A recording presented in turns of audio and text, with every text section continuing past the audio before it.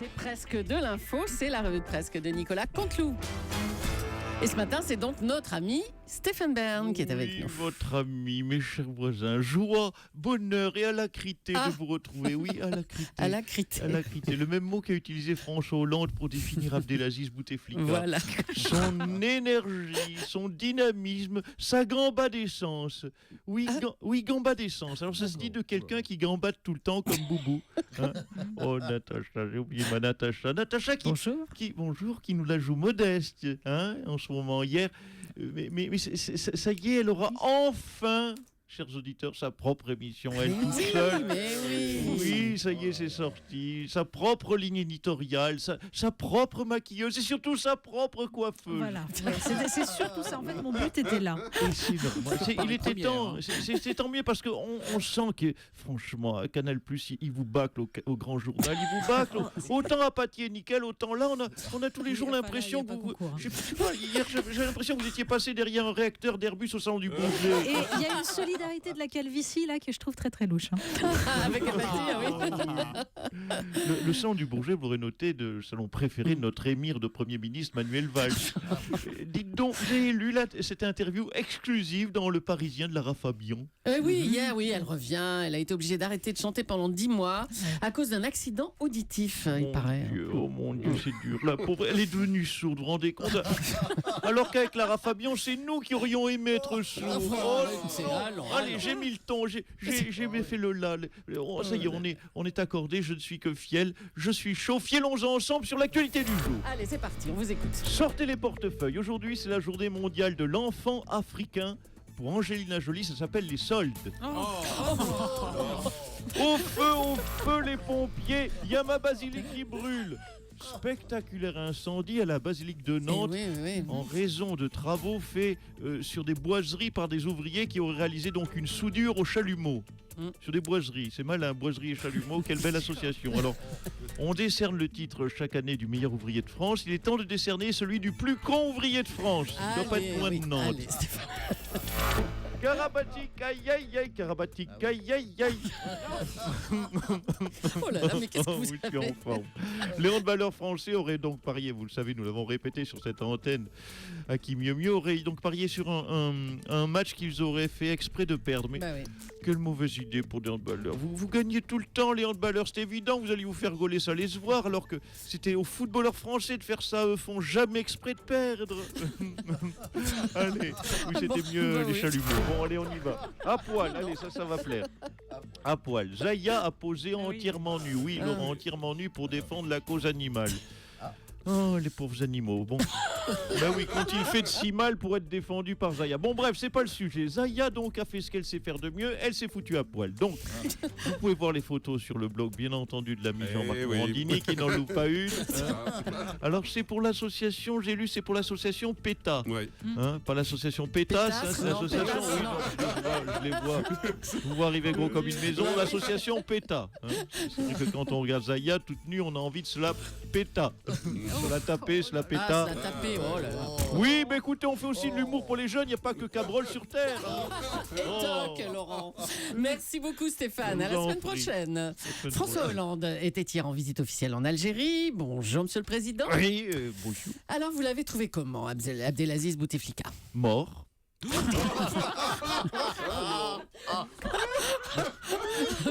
Mais sinon que vous dire si je me suis fait cette réflexion en voyant Abdelaziz Bouteflika. Je me suis dit attention, en 2017, Vincent Lambert peut être président. Bon. Ah oui, il y a du froid, il y a du chaud, il y a du l'humour rose, de l'humour noir, il y a de tout dans cette chronique. Alors, Manuel Valls a déclaré à propos de son aller-retour à Berlin: il y a eu une bourde, je ne dois pas en commettre une deuxième. Oui, et il a raison. Quand on fait une seule bourde, tout le monde la remarque, tout le monde la commente. Il faut en faire 0. Ou alors, autre stratégie, en faire 40, comme moi. C'est vrai, du coup, on ne sait plus. Entre Cahuzac, Thévenoud, Aquilino Morel, les crises de Valoche, les virées en scooter, la chapka. Oh là là, oui, ça fait beaucoup. Quand j'ai confondu, ça me revient, ça revient. Quand j'ai confondu M. Soto, les Chinois et le Japonais. Quand j'ai fait un coucou à une athlète malvoyante. Quand j'ai pris la flotte à l'île de Saint, M. Cabrol. Natacha Polony, quand au salon du livre, j'ai demandé des nouvelles d'un auteur brésilien mort il y a 50 ans. Là, mais c'est incroyable. Oui, on en oublie. Quel parcours en 3 ans. Du coup, les gars qui veulent dire du mal de moi se sont paumés. Il y en a trop. Ils ne savent pas que choisir. C'est presque une stratégie. Voilà. Et puis, vous avez oublié votre toute dernière boulette, là, aux 24 heures du Mans. Vous n'avez pas reconnu l'acteur américain Patrick Dempsey. Enfin, tout le monde le connaît. Oui, vous avez vu ça, vous avez vu.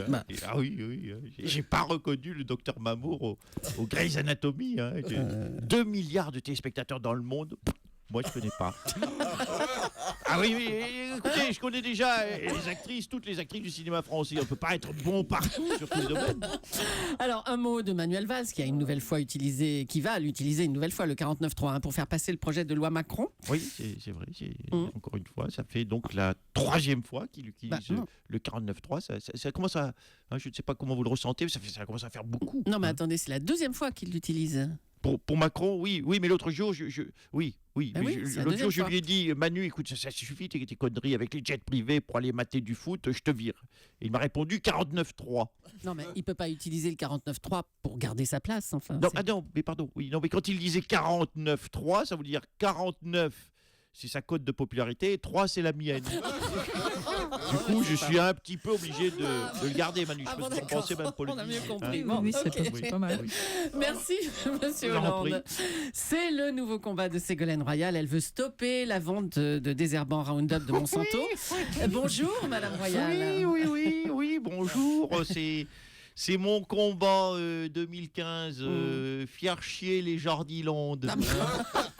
C'est mon combat pour le désherbant. Vous voyez, faisons un bilan ensemble, puisque vous avez fait le bilan de François. Voyez, en 2017, je voulais être la première présidente de la 5e puissance mondiale.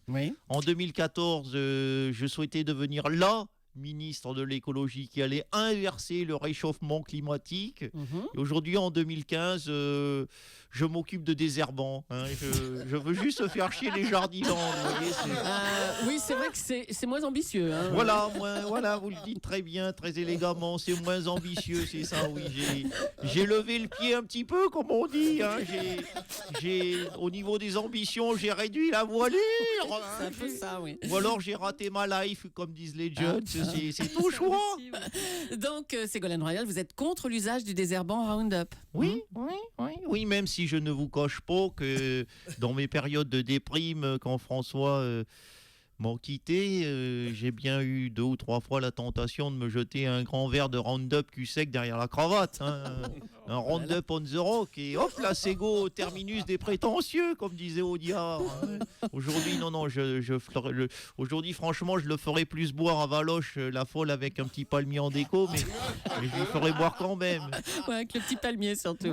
En tout cas, ça inquiète beaucoup d'utilisateurs français, cette histoire-là. Oui, j'ai constaté ça. Ça inquiète surtout d'ailleurs Monsieur Morandini, que j'ai écouté attentivement hier. Vous étiez inquiet, Oui. Bien, tiens, écoutons, s'il vous plaît, à la technique Jean-Jérémy, un extrait du grand direct d'hier. Allons-y, alors, oui. Alors, je suis en ligne avec le docteur Chevalier. Docteur, la première question que je me pose, qu'on se pose tous, que tous les auditeurs se posent, c'est est-ce qu'il y a un risque, il y a des auditeurs qui ont une maison, par exemple, en Bourgogne, et qui ont désherbé autour de leur piscine ce week-end. Est-ce qu'ils vont mourir, docteur? Oui, mais si on a désherbé à Miami sous la chaleur, est-ce qu'on peut mourir subitement 3 mois après? C'est une question que nos auditeurs qui ont une maison à Miami nous posent et qui s'inquiètent, et c'est légitime d'ailleurs. Et nos auditeurs, tiens, j'ai une fiche qui tombe. Nos auditeurs se demandent si leur compte chien Iron a léché la bouteille de Roundup, est-ce qu'on doit le faire piquer ou pas? Faut pas paniquer comme ça, monsieur Morandini. Je vais le faire enlever, le Roundup.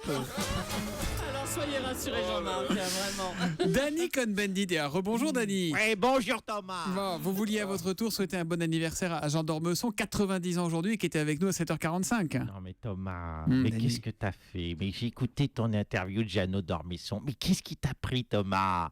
Est-ce qu'on a peur de la faim, Jean d'Ormesson? Jean d'Ormesson, vous avez failli partir il y a pas longtemps. Jean d'Ormesson, et s'il n'y a rien après? Non mais tu veux qu'il se flingue le jour de son anniversaire ou quoi? Tu sais, Thomas, on dit toujours en voyant une personne âgée, j'aimerais être comme ça à son âge. Eh ben, je rassure tout le monde, on sera jamais comme ça. On sera toujours plus con que Jean d'Ormesson. Bon anniversaire, Jean d'Ormesson. Oui, bon anniversaire, Jean d'Ormesson. Merci, Dany, et merci à Nicolas Canteloup, qu'on retrouve en direct demain, juste avant 9h moins le quart. À demain, Nicolas.